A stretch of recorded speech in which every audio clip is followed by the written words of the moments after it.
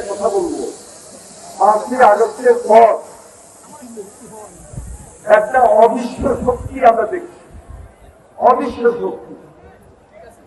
এবং এই অদৃশ্য শক্তি দিনের আলোকে আমাদেরকে হত্যা করতে চায়, দিনের আলোকে আমাদেরকে থাবা রাখতে চায়। যদি কোনো কারণে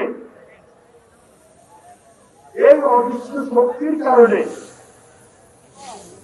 নির্বাচন যদি না হয়, তাহলে আমরা যার জন্য আন্দোলন করেছি, সংগ্রাম করেছি, সব কিন্তু মিথ্যা যাবে।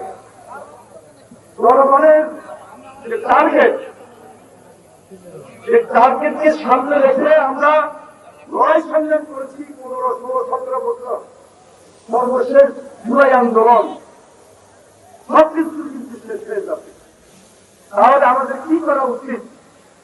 আমি একটা কথাই বলবো, একটা সুদৃঢ় ঐক্য সকল কালো থাবাকে, অবিশ্ব শক্তিকে রুখে দিতে পারে। সেজন্য কিন্তু আমাদের মধ্যে একটা কঠিন ঐক্যের প্রয়োজন। এই ঐক্যের মূল পয়েন্টে যিনি আছেন, তিনি হল তারেক রহমান।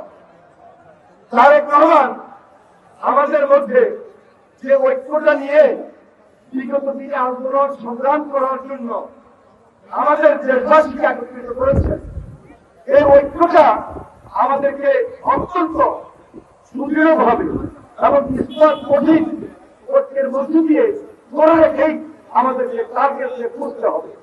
আমি বেশি বক্তব্য রাখবো না। আমার মনে হয় আপনারা বুঝতে সক্ষম হয়েছেন। আমরা যদি এই দায়িত্বটুকু গ্রহণ করি, তাহলে এই জাতি এই কালো থাবা থেকে রক্ষা পাবে। সেজন্য বৈষম্য বিরোধী ছাত্র আন্দোলন বিগত 15-16 বছরে ছাত্র জনতার আন্দোলন, বিএনপির নেতৃত্বে সকল রাজনৈতিক দল আমরা যে ঐক্য স্থাপন করেছি, যে ঐক্যকে ধরে রাখাটা আমাদের খুব জরুরি হয়ে পড়েছে। আমি বেশি বক্তব্য রাখবো না। অনেকেই বক্তব্য দিতে পারি নাই, অনেকেই মঞ্চে উঠিয়ে বক্তব্য দিতে পারি নাই, অনেকে মঞ্চে আনতেও পারি নাই। আসলে একটা সভা সুন্দরভাবে করতে হলে অনেক সময় কিছু চিন্তা ভাবনা করে আগাই, কিন্তু শেষ পর্যন্ত আসলে পারি না।